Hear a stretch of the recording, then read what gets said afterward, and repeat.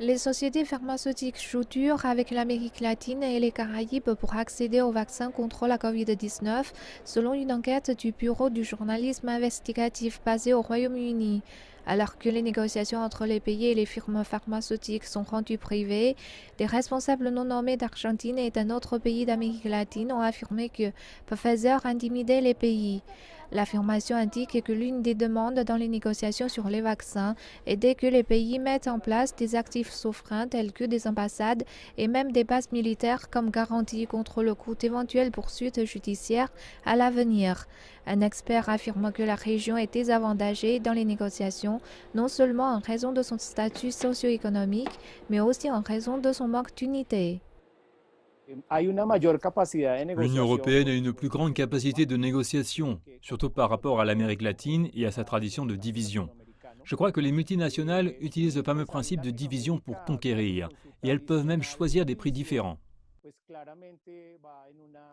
Pfizer n'a pas commandé les allégations de négociations citant la vie privée et la confidentialité, mais l'entreprise a publié une déclaration au Bureau du journalisme investigatif affirmant qu'elle était déterminée à travailler avec les gouvernements pour assurer un accès équitable et abordable au vaccin COVID-19.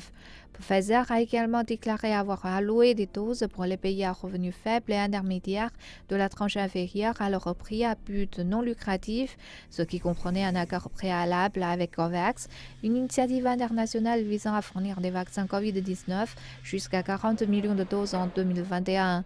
Un autre avocat colombien a déclaré que non seulement les pays des Caraïbes et d'Amérique latine devraient négocier ensemble, mais ils devraient également exiger la transparence sans craindre que cela ne leur nuise dans les négociations futures. Le Costa Rica en est un exemple. Depuis le début de la pandémie de coronavirus, le Costa Rica a lancé une initiative avec l'Organisation mondiale de la santé appelée COVID-19 Access Pool. L'initiative visait à rendre les vaccins COVID-19 et autres technologies de la santé accessibles à tous, touchant même la question des brevets. La Colombie, par exemple, et de nombreux autres pays d'Amérique latine se sont tus et n'ont pas rejoint l'appel lancé par nos voisins de la région. Mais cet appel n'a en aucun cas fait perdre les vaccins au Costa Rica. En fait, le Costa Rica et le Chili ont été parmi les premiers à recevoir les vaccins Pfizer. Ils n'ont jamais perdu leur capacité à négocier. Ce mois-ci, la Banque interaméricaine de développement a annoncé une initiative qui, espère-t-elle, contribuera à uniformiser les règles du jeu pour les pays d'Amérique latine et des Caraïbes afin d'obtenir les vaccins contre la COVID-19.